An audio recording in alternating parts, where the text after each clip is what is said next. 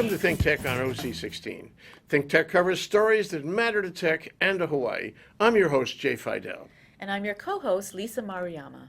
In our show tonight, we'll cover the Ignite program that was presented by Christine Koroki at the Box Jelly on Kamani Street in late August. There were 8 presenters, each of whom had 5 minutes to discuss 15 slides. That's 20 seconds a slide. And things moved very fast. It was a breathtaking experience, as you'll see. The first speaker was Danielle Lueck, who spoke about the Software Developer of 2020, exploring the evolution of software design. He's the CEO of Ikazo. So we're going to talk about what it'll be like to be a programmer in 2020, something I think about when I'm looking at my son here and trying to get him started programming. He has an excuse about his fingers being too small, so we're working on that. So we're going to talk about how the processes, how the tools, and the team is going to evolve. This is a really interesting device. This is over 2,000 years old. It's an ancient Greek computer that was used to track the movement of astronomical bodies. It does it with incredible precision. It's programmed by aligning the gears to the current positions of bodies. So computers have been around for a while. This is Charles Babbage. He created the first real predecessor to the modern computer. You can see it down here. It's a difference engine, and it does tabulation of polynomial functions. He wrote the paper that specified this in 1822. Here we have the first punch card computer, which was a loom, and it was developed by this gentleman in 1801. And so these punch cards really are the ancestors of what you ended up seeing being used to program IBM mainframes. This is what punch cards looked like. This is circa 1970. You can see a little bit of Fortran code along the top here. And all this jazz down here is just codifying what you have up there. So obviously we've come a long way from that. So in the early days with digital computers, we programmed them in assembly, which is what you see up here. It's not very user-friendly. It's not very expressive. And we've evolved to nice languages that are very expressive, like Ruby and Python. So you see an example of Ruby syntax down there. Our tools have evolved. We started out with ED and VI.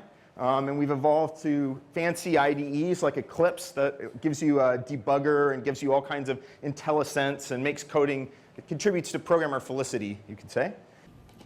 Our second speaker was Danielle Scherman, who spoke about Startup Weekend. She is with Social Wahines. For those of you who don't know who I am, I'm Danielle Scherman. I am a local girl born and raised in Kailua. I'm also an entrepreneur. I launched Social Wahines and Event Headquarters. It's an online network for event planners in New York City.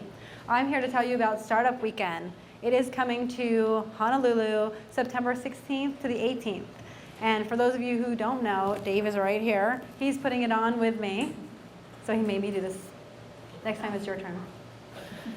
Startup Weekend in LA is something that I participated in. I recently moved back home after living in New York and LA for the past 8 years. I kind of stumbled upon it, and I had an amazing experience. It was so much fun, and it was great to be in a community of other entrepreneurs and techies. You're probably wondering what Startup Weekend is. It is a 54-hour weekend-long event where techies and entrepreneurs come together. It is super exciting, really fast-paced, and I like to think of it as a cross between Trump's Apprentice and The Amazing Race. Okay, this is their slogan: no talk, all action, launch a startup in 54 hours. 54 hours seems like a tiny amount of time, but seriously it goes by so quickly, and it's amazing what people can accomplish. And what else can I say about 54 hours? Didn't realize I had 2 slides on that. Okay, well, we start at Friday night at 6 p.m. It ends at 11 p.m. And then Saturday and Sunday, it's also from 9 a.m. to 11 p.m. Who can participate? Anybody can participate. Our third speaker was Austen. He spoke about Geekologie 101. He's a software developer with high capacity. This is Nerdology 101, and tonight I'm going to talk to you about the difference between geeks and nerds. There's a whole misconception about the difference between geeks and nerds. It's actually very similar. I actually thought I was a geek, but after doing research, I actually found out that I was a nerd. So what exactly is a nerd? Someone that's intelligent, obsessive, and social. So my dear Wesley here, intelligent because he can defeat Vicini with his iocane powder. He can be obsessive, saving Princess Buttercup, and he's also very social because he can interact with lots of different people like Inigo Montoya and Andre the Giant. So a nerd is someone like me. I'm intelligent, obsessive, and social, and not social at all. I go to PacSun, go to my dressing room with my friend John, and try on all the skinny jeans, matching sunglasses. That's not socially acceptable. Nerds also love Japanese culture. We love everything that has to do with it. And then when we find pictures of Godzilla on the internet, we just go and put text on there, send it to all our friends. They send it to their friends, and it gets viral, and it goes everywhere. We also love anime. We love the storyline, we love the fight scenes, we like the character development. It's not really about girls in bikinis, girls in short skirts. Okay, wait, I lied. That's why I watch it, but I don't know about you guys. We love anime so much that we want to dress up as our favorite characters. We go to these things called cons, and we go to anime conventions dressing up. This goes back to our social awkwardness. We don't really understand that this is not socially acceptable.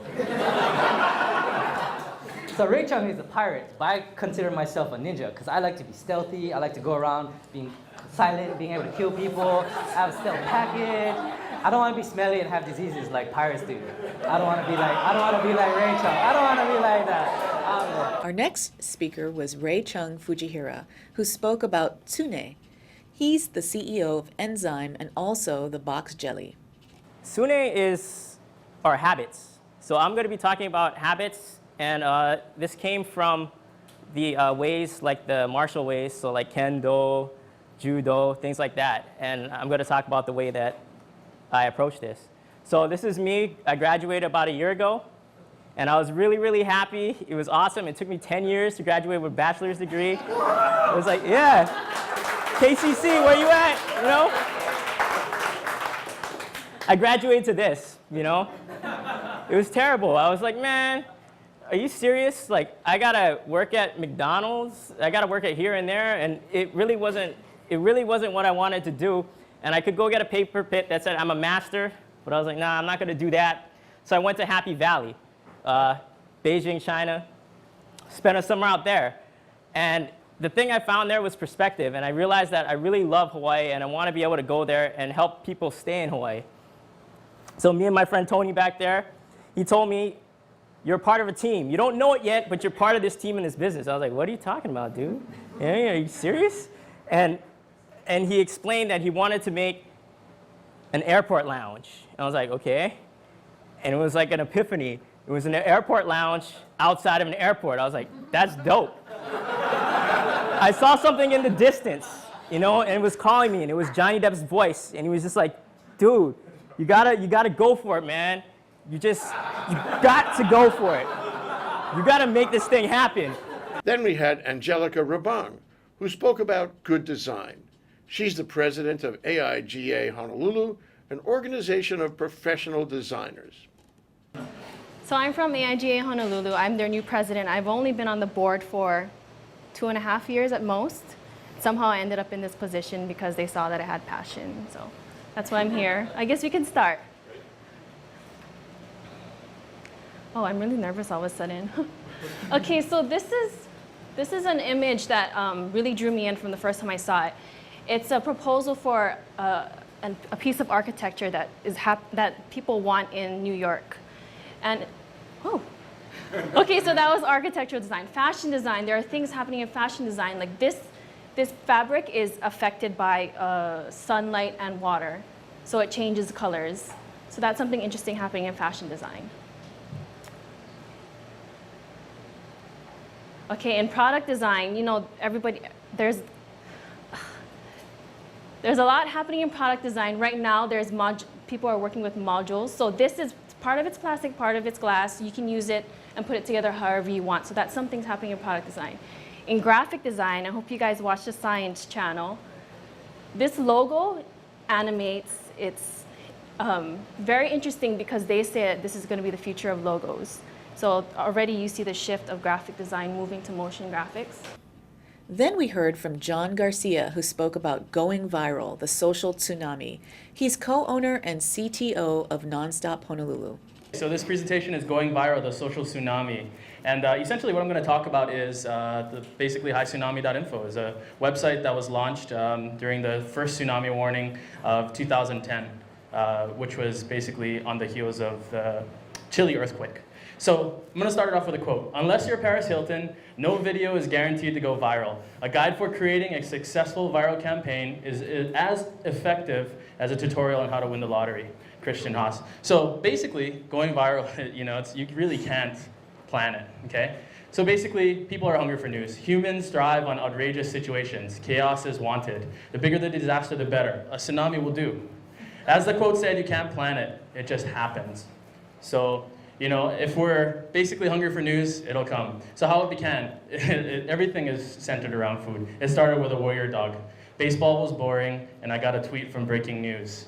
After that, I knew it was going to be a long night. So the tweet basically said that there was an 8.3 magnitude earthquake in Chile, and that a tsunami was potentially going to come to Hawaii. So what I did, I fed the masses. Hawaii was sleeping, tsunami was on its way. We wanted to basically just, I wanted to create a source for news and info throughout the night. Use social media to crowdsource community views and media, and basically do something good. So there it is. It started with a tweet. Thinking about setting up a tsunami website, info website for kicks. And Honolulu TV said, okay. And I said, okay, good. Domain's registered. It took me about 13 minutes to launch this website. So that's what it looks like. It's not always pretty. It's pretty horrible, actually. He was followed by Peter Justeson, who spoke about how and why to make games.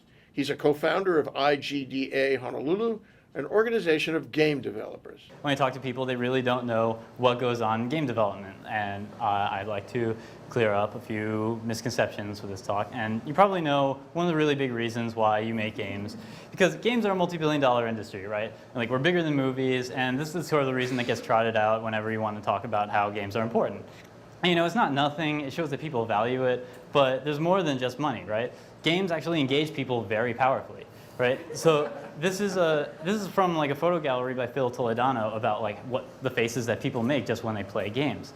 And this is really like the power of play, right? You can see exactly what's going on in his mind. Like, games, like when you buy into play, you get this weird feeling like what's happening is happening to you. And this has like real potential to actually make people like put them in different like point of view that they wouldn't normally encounter.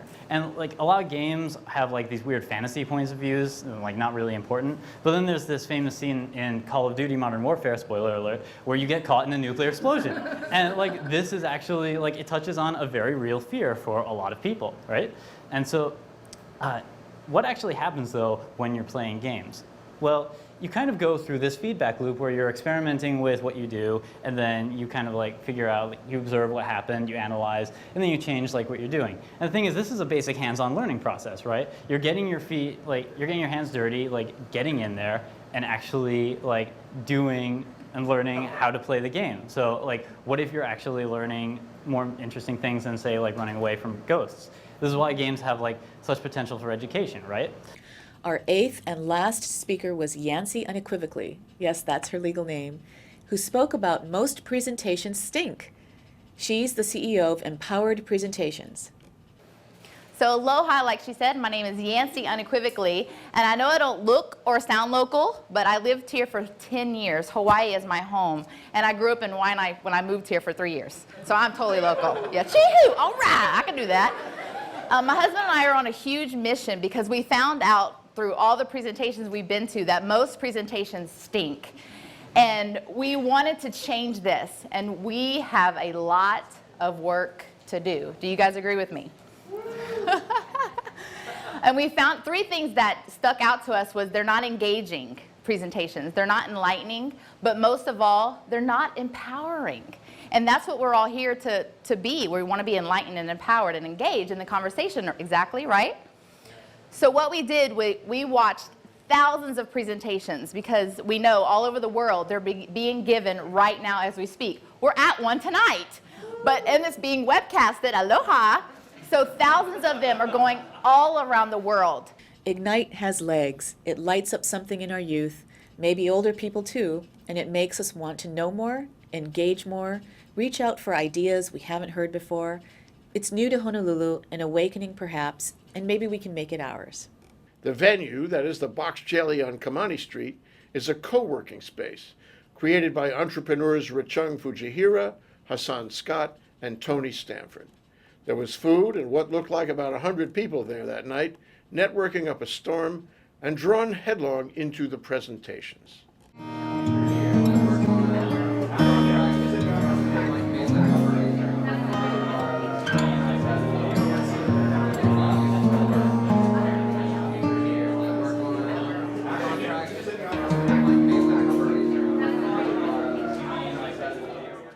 Plus ça change, plus la même. It had the feeling of Village Beat from the 1960s, reminiscent of the artsy coffee houses, basements, and lofts on McDougal Street. Intense crowds packed shoulder to shoulder, speaking their minds and pushing the envelope in the flower revolution that preceded the cynicism of Vietnam. Maybe it's time for a return to that energy, maybe even here in Hawaii. Ignite has come to town, and organizers like Christine Koroki should keep it going, draw lessons and support from it, and expand on it. ThinkTech is happy to tape these presentations because they're better when taped. Somehow it enhances the phenomenon.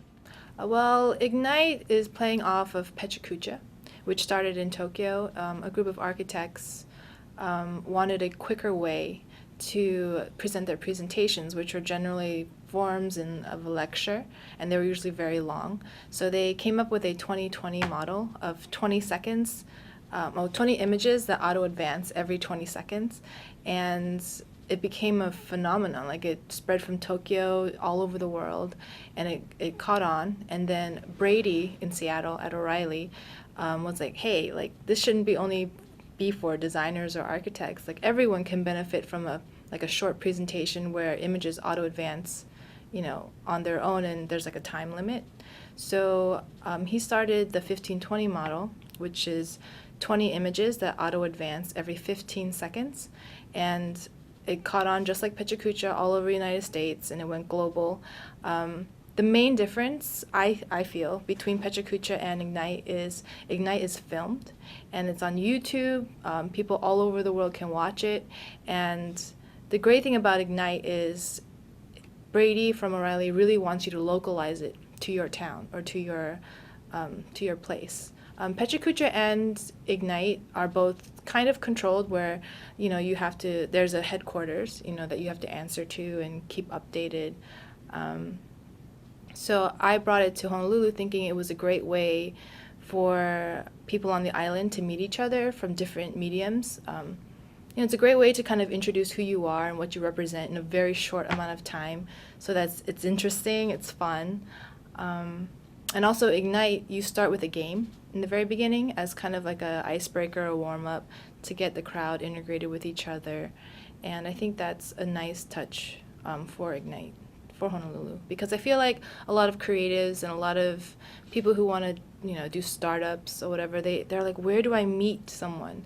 And how do I know if I'm interested in them, or stuff like that. So yeah, I thought it was a good way to get everyone together, and just a fun evening, a few hours. The main purpose is to get the people who are coming to get the dialogue started with whoever they want to start it with, to make connections, to mingle, to have a good time, and at the same time listen to these presenters that have something to say. Because everyone has a story, everyone has a point of view, everyone has something to share. And this is such a great format, the 1520 format, that's short enough, it's exciting enough, that everyone can just get engaged, and it's good for the presenters, and it's really, really beneficial for the audience. They aspire to be TED quality speakers, and from what went on that night, they succeeded, at least in part. We're proud of all of them.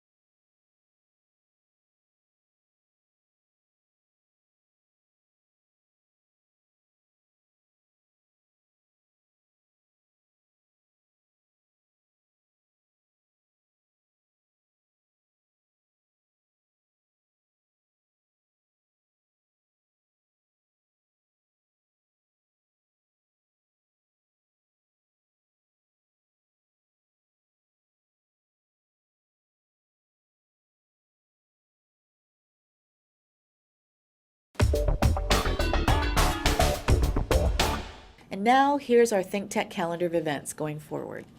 On September 22nd, we'll present a luncheon panel program called Impact Investing, dealing with socially responsible investment and the new B Corporation, which Hawaii has adopted to help make that possible. On October 20th, we'll have our ThinkTech annual reunion, where all of our guests, thinkers, and friends get together to say hi and compare notes.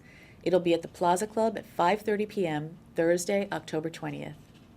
On October 27th, we'll present a luncheon panel program called Update on Agriculture 2011, featuring State Agriculture Director Russell Kokoman. To sign up for these programs, visit hvca.org or thinktechhawaii.com. And now, here's Bill Spencer with this week's Spensation. It's time we reminded folks what a treasure trove of videos and content is on ThinkTech. So please visit thinktechhawaii.com. Thank you, Bill. That's great. We do have a lot, and we have a lot more coming. We have a lot in the pipeline. But I think we should point out that in October, we're going to start radio again. We've been doing radio on Saturdays with a 1-hour show, 2 to 3, but we're expanding that now. Starting in October, we're going to do drive time radio on KGU 760 AM Monday through Friday. Monday, this is 4 to 5 p.m. Monday, we'll do business and law. Tuesday, we'll do Asia and, the Bridge to Asia in Review shows on a regular basis. Wednesday, we'll do tech and energy. I'll do that part. Thursday, we'll do the arts. And Friday, we'll do government and politics. And we have great hosts for all this. We have a lineup of guests that are really great because we have a terrific, Rolodex. We have a Rolodex that was based on the ThinkTech radio show back through, from 2001 to 2008.